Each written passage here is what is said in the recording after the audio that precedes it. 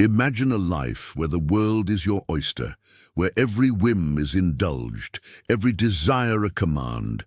Picture yourself stepping onto the polished deck of a super yacht longer than a football field, its gleaming brass catching the Mediterranean sun. Feel the soft leather of a private jet seat as you soar above the clouds, destination dictated only by your mood. Envision sprawling estates nestled on private islands, where crystal-clear waters lap at pristine beaches, and every sunset is a private spectacle. This is the realm of unimaginable riches, a place where the concept of cost often ceases to exist, replaced by the sheer power of acquisition, every luxury, every comfort, every dream made tangible. But what if this very pursuit of boundless wealth, this relentless climb to the pinnacle of financial power, came at an unbearable cost? What if the glittering facade of yachts and jets, of endless parties and global influence, masked a deeper, more profound tragedy? This isn't just a hypothetical question. It's the very core of a legendary life, a story etched in the annals of ambition and sorrow. We are talking about Aristotle Onassis, a name synonymous with colossal wealth and audacious power. He was a titan of industry, a man who built an empire from virtually nothing, navigating stormy economic seas with an almost mythical shrewdness.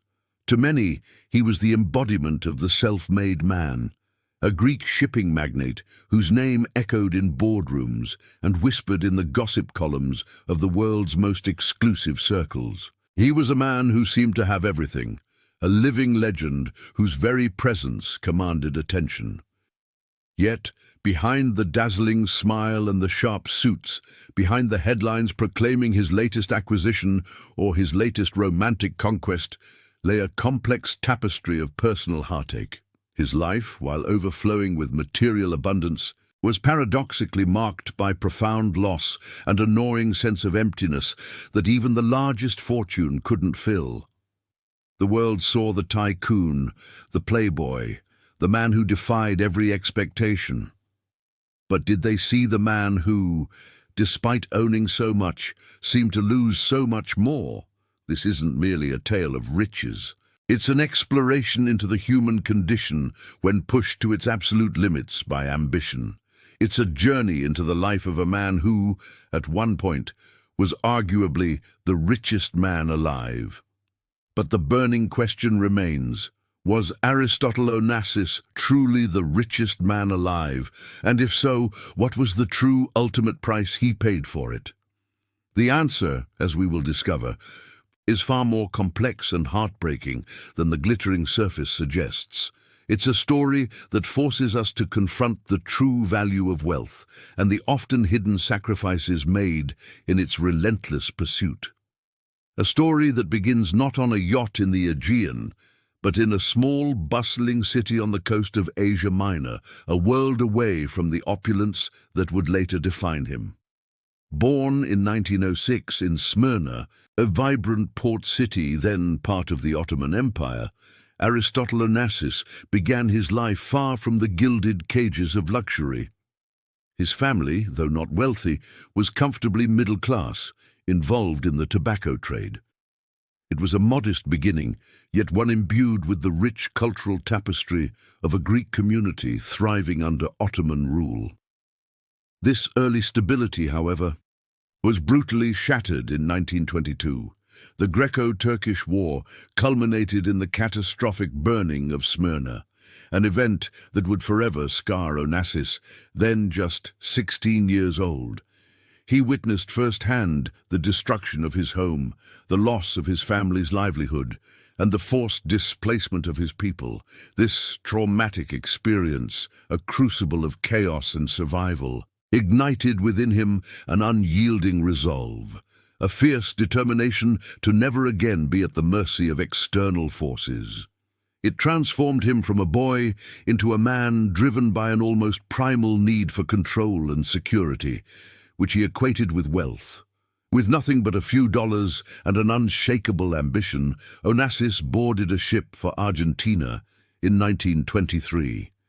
He arrived in Buenos Aires, a city teeming with immigrants, a blank canvas for those daring enough to seize opportunity. He took odd jobs, working as a telephone operator, a dishwasher, anything to survive. But his keen intellect and innate business acumen quickly set him apart. He noticed that the calls from Greek immigrants to their homeland were expensive, so he began importing tobacco from Greece, seeing a niche in the Argentine market for familiar blends. This wasn't merely about selling tobacco, it was about understanding demand, exploiting supply chains, and turning a small profit into a growing enterprise. His early ventures also included ship salvaging, buying discarded vessels for scrap metal, a shrewd move that introduced him to the maritime industry that would later become his empire. The true cornerstone of his fortune, however, was laid in the aftermath of World War II. While others saw devastation, Onassis saw opportunity. The world needed to rebuild, and rebuilding required shipping. He began acquiring surplus Liberty ships from the United States at bargain prices, understanding that global trade would boom. His timing was impeccable, his vision prescient. But Onassis was no ordinary shipowner. He was an innovator. He pioneered the concept of the supertanker, massive vessels designed to transport oil more efficiently and economically than ever before. At a time when the shipping industry was conservative and slow to adapt, Onassis was a maverick, challenging established norms and embracing risk. He was famously quoted as saying, "The secret of business is to know something nobody else knows." And he certainly knew how to anticipate the future of global commerce. His relentless drive wasn't just about making money. It was about overcoming the adversity of his youth, about building an impenetrable fortress of wealth that would protect him from the vagaries of fate. This relentless pursuit, the instinct to turn every challenge into an opportunity, is a deeply human ambition. It's what drives entrepreneurs, what fuels innovators, what compels individuals to push beyond their perceived limits. Onassis embodied this spirit, transforming himself from a penniless refugee into a formidable titan of industry, a testament to sheer willpower and an almost supernatural ability to identify and exploit economic currents. He didn't just build ships, he built an empire, piece by meticulous piece, fueled by the memory of Smyrna's ashes and the burning desire for an unassailable future. With his shipping empire firmly established, Aristotle Onassis had entered what could be described as his golden age, a period marked by audacious acquisitions, unparalleled influence, and a public persona that blurred the lines between shrewd businessman and enigmatic playboy. One of his most ambitious and controversial moves was the takeover of Société des Bains de Mer, the company that controlled Monaco's most valuable assets, including its famed casino and prime real estate. This wasn't merely a business transaction, it was a power play, a direct challenge to Prince Rainier III, who fiercely guarded Monaco's sovereignty. Onassis saw the potential to transform the tiny principality into an exclusive playground for the global elite, a vision he aggressively pursued, much to the consternation of the Grimaldi family. His influence in Monaco became so pervasive that he effectively ran a state within a state, showcasing his extraordinary ability to leverage economic might into political power. Beyond Monaco, Onassis extended his reach into his homeland, creating Olympic Airways, Greece's national airline. This wasn't just a commercial venture, it was a deeply personal project, a symbol of national pride and a testament to his enduring connection to Greece. He poured resources into making it a world-class carrier, equipping it with the latest aircraft and ensuring impeccable service. Olympic Airways became more than just a transportation company. It was a flying ambassador for Greece, carrying the nation's flag across continents and cementing Onassis's status as a national hero. Yet perhaps nothing epitomized Onassis's extravagant lifestyle and immense wealth more than his legendary yacht, the Christina O. Named after his daughter, this converted Canadian frigate was not just a vessel, it was a floating palace, a testament to unbridled luxury and refined taste. Boasting a swimming pool with a mosaic floor that could be raised to become a dance floor, a grand dining room, opulent cabins, and even its own seaplane, the Christina O became the ultimate symbol of excess. It was on this yacht that Onassis hosted the world's most powerful and glamorous figures: Winston Churchill, Elizabeth Taylor, Richard Burton, Greta Garbo, and countless heads of state and royalty. These weren't mere parties, they were strategic gatherings, networking events where deals were struck, alliances formed, and the world's power brokers mingled under the Mediterranean sun.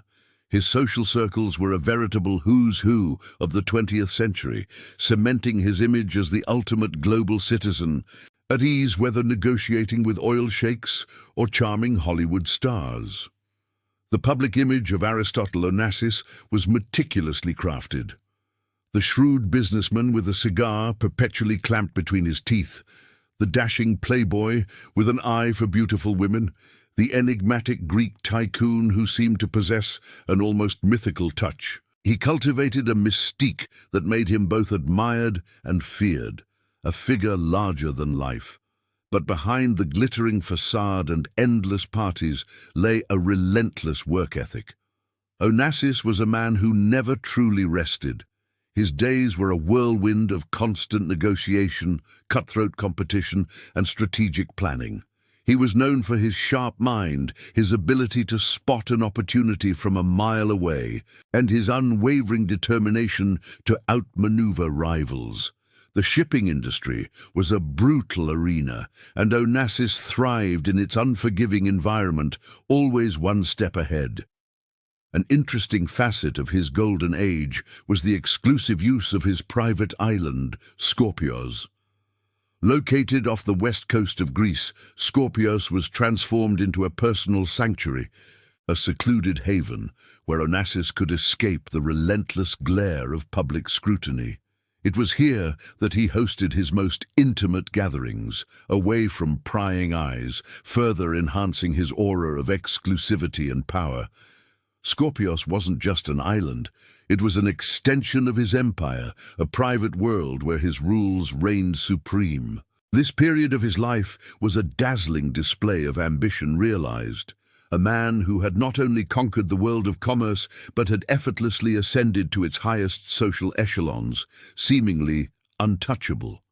Yet, even amidst this unparalleled success and dizzying ascent, a different kind of drama was unfolding, one that would expose the profound vulnerability beneath the tycoon's formidable exterior.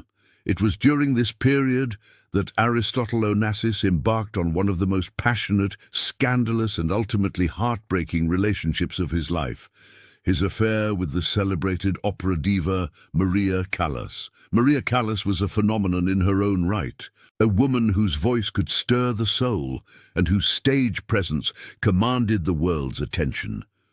Born in New York to Greek immigrant parents, her early life was marked by struggle and an almost obsessive pursuit of musical perfection. She had overcome poverty and a challenging relationship with her mother to become La Divina, the queen of the opera world. Her own story was one of immense talent, forged in the fires of adversity, making her a kindred spirit to Onassis in many ways. Their fateful meeting occurred in 1957, at a party in Venice. Callas was married to the much older industrialist Giovanni Battista Meneghini, and Onassis was still wed to Athena Livanos. But from that first encounter, an undeniable spark ignited between the Greek shipping magnate and the Greek-American soprano. The connection was immediate, intense, and utterly consuming. Callas was captivated by Onassis's raw power, his magnetism, and his larger-than-life personality. Onassis, in turn, was utterly smitten by her beauty, her intellect, and the profound emotional depth she brought to everything she did. Both on and off stage, what began as a flirtation swiftly escalated into a full-blown illicit affair, a scandal that rocked high society across Europe and America. Both were globally recognized figures, and their clandestine meetings, their passionate embraces, and their undeniable public appearances together became fodder for newspapers and gossip columns worldwide. The media frenzy was relentless, a precursor to today's paparazzi culture. The emotional toll on both Onassis and Callas was immense. Their respective spouses were publicly humiliated, and the personal sacrifices they made for this tumultuous love were staggering. Callas, in particular, was willing to abandon her thriving career, the very core of her identity, for Onassis. She yearned for a life of domesticity, a family, and above all, Onassis's unwavering love and commitment.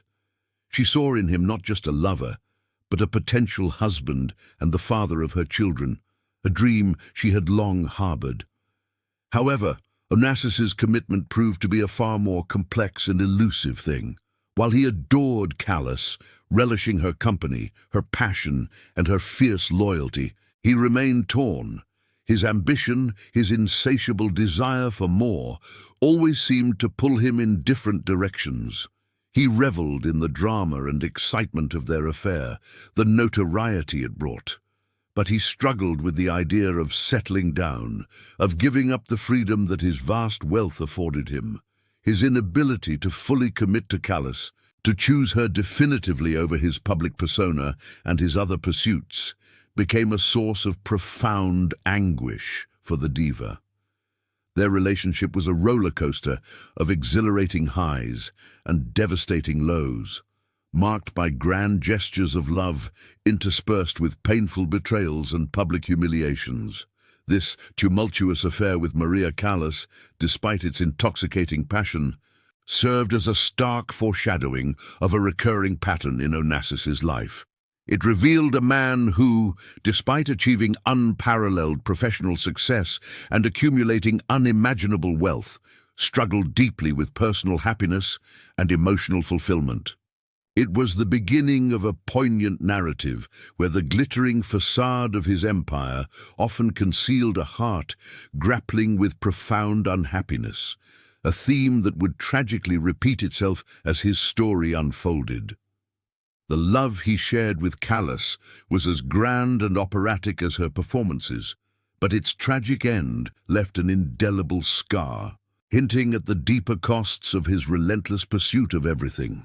The scars from the Callas affair were deep, but the relentless drive that propelled Onassis to the apex of the shipping world soon turned his gaze towards an even more astonishing conquest: Jacqueline Kennedy. Her introduction to the world was as a grieving widow, a global icon shrouded in tragedy, whose elegance and stoicism had captivated a nation and the world. The assassination of her husband, President John F. Kennedy, had left an indelible mark on her, making her a figure of both immense sympathy and enduring fascination. Their union, a marriage that materialized in 1968, captivated and divided the world in equal measure. It was a union that seemed almost impossible, yet perfectly logical in the strange calculus of power and fame. For Onassis, marrying Jackie Kennedy was the ultimate status symbol, a final, audacious move that cemented his place not just among the super-rich, but among the truly legendary. He was marrying America's royalty, a woman whose name alone carried immense weight and prestige.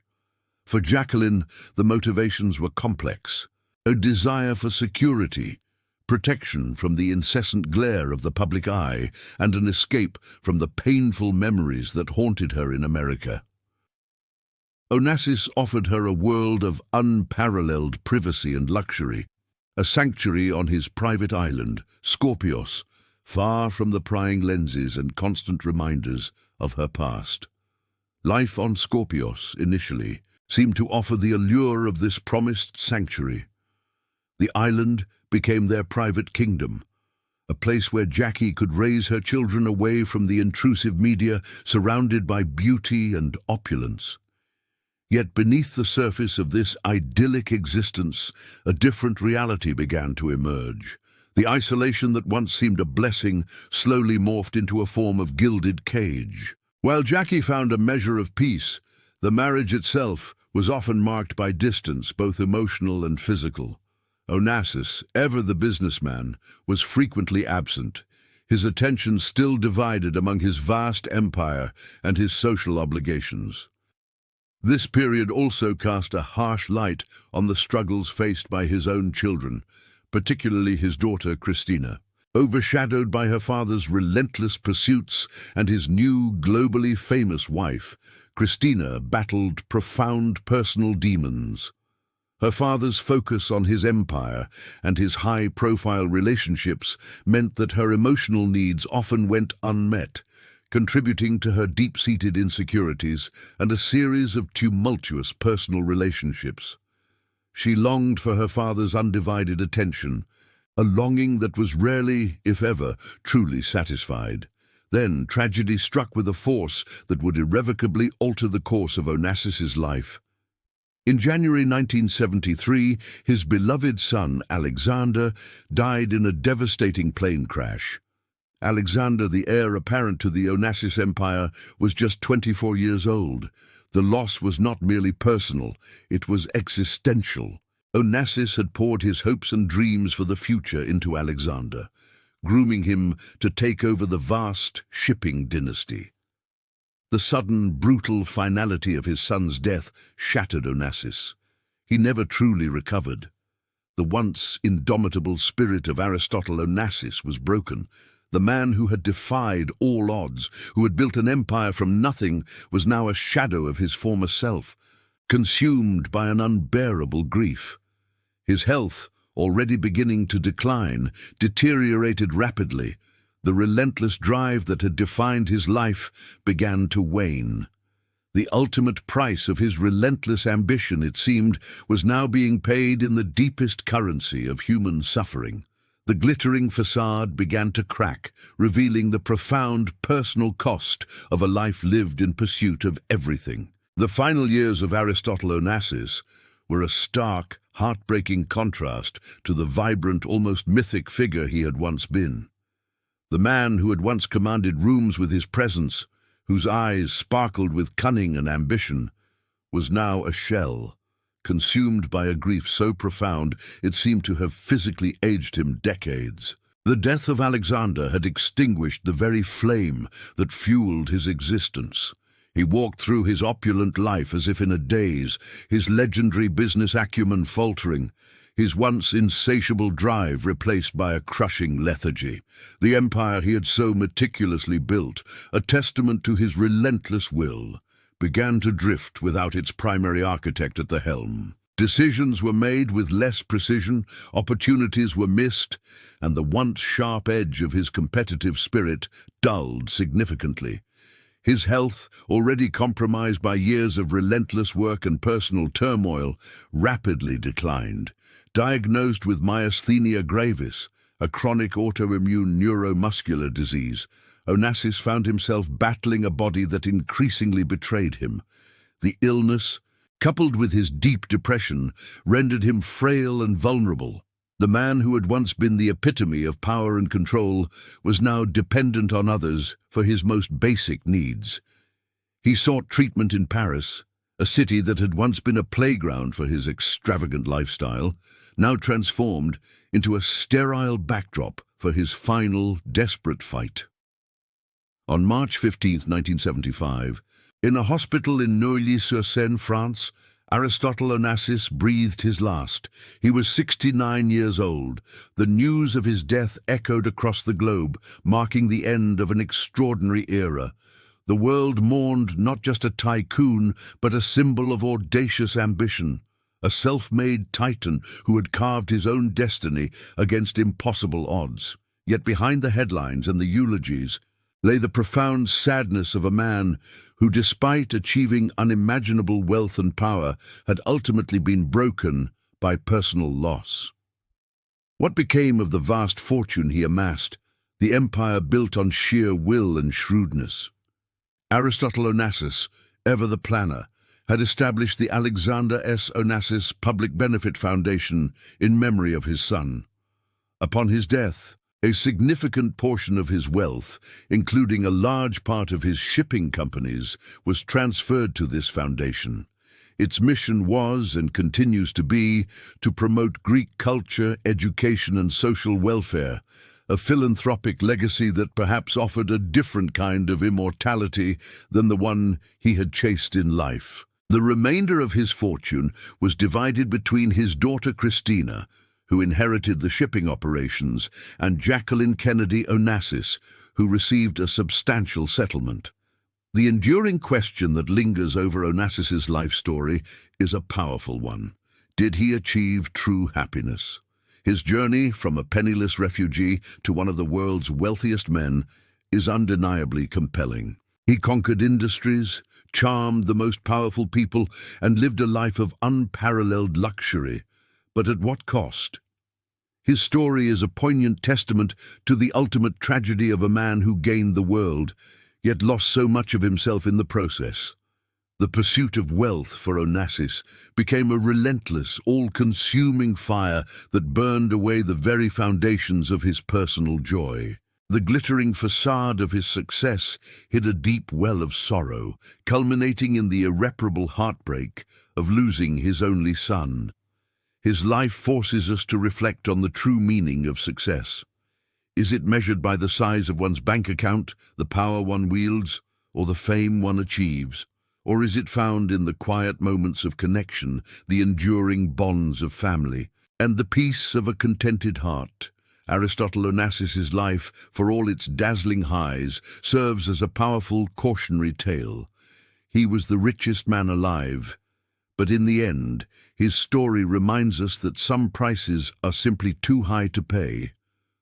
What do you believe is the true cost of limitless ambition?